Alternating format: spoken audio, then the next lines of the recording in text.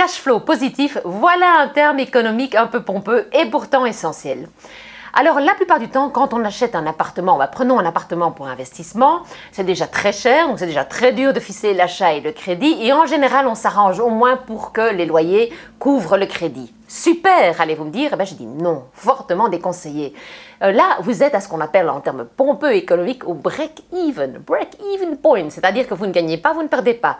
Les loyers couvrent le crédit. Mais c'est un faux calcul parce que vous aurez des frais. Chaque année, vous avez le précompte immobilier à payer, vous aurez bien un électro qui va vous lâcher, des travaux à entreprendre, et donc vous allez avoir un petit souci, vous allez manquer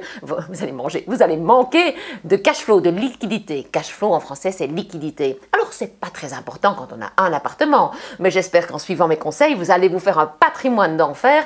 Et croyez-moi, alors j'aime bien dire aux clients que souvent, c'est tellement dur d'acheter qu'ils se pensent s'arrêter à un appartement, mais non, en 10 ans, vous aurez 2, 3, 4, 5 appartements, ça fait effet boule de neige. Le plus dur, c'est toujours d'acheter le premier.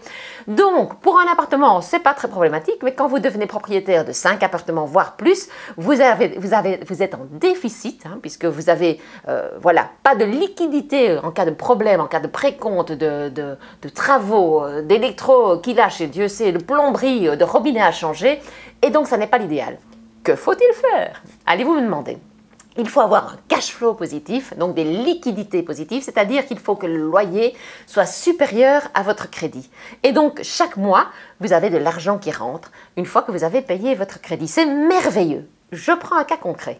Imaginez que vous louez un appartement à 800 € et que vous décidez de rembourser un crédit de 650. Alors, je ne dis pas que c'est facile, parce qu'en général, c'est déjà compliqué pour faire le montage, mais pensez à augmenter la durée du crédit, parfois de 2-3 ans, voire plus, pour vous alléger la charge mensuelle. Donc, vous louez un appartement à 800 €, vous avez une charge mensuelle de crédit, donc un remboursement de 650. En un an, vous aurez gagné 1800 € que vous aurez sur votre compte. Et avec cela, vous pourrez payer le précompte immobilier, le fameux électro qui lâchera parce qu'il lâchera, et peut-être encore également un robinet. Ça fait la différence pour un appart. Imaginez si vous en avez 2, 3 ou 4.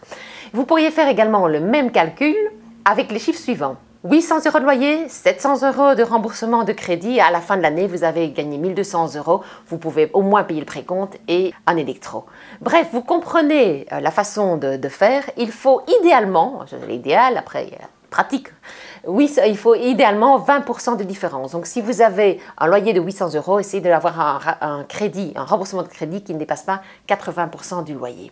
Voilà, c'est un judicieux conseil qui vous permettra d'augmenter votre patrimoine ou peut-être de simplement mieux vivre. Tout le monde n'a pas l'envie d'être multipropriétaire, mais voilà, d'avoir en tout cas suffisamment de liquidité que pour payer tout ce à quoi un patrimoine vous engage.